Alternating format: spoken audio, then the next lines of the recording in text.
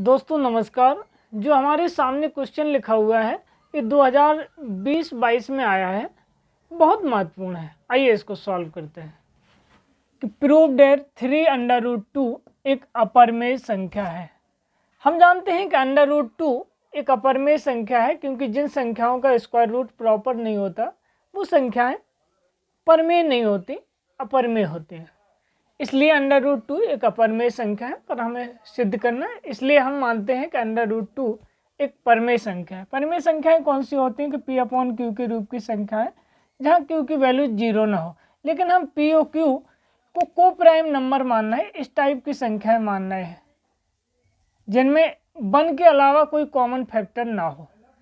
अब cross multiplication करके दोनों ओर वर्क कर देते हैं। तो 2 का स्क्वायर रूट था तो 2 आ गया, Q का स्क्वायर आ गया P स्क्वायर, 2 का भाग दे दिया तो Q square equal to P square upon 2।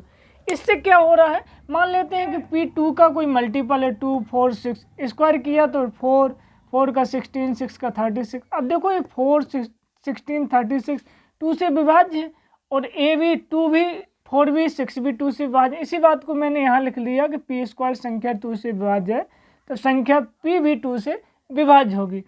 इसलिए अब P को हम कोई यानी कि कांस्टेंट मल्टीपल 2 मानते हैं, इसलिए P बराबर 2 से मान लिया मैंने।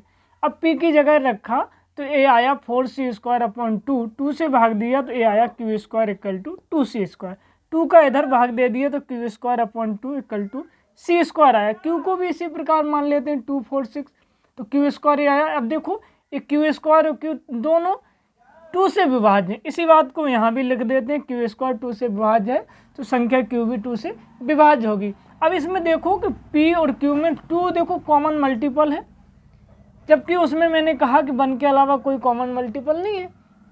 इसलिए जो मैंने माना था वो गलत है, इसलिए जो हमने माना वो गलत है।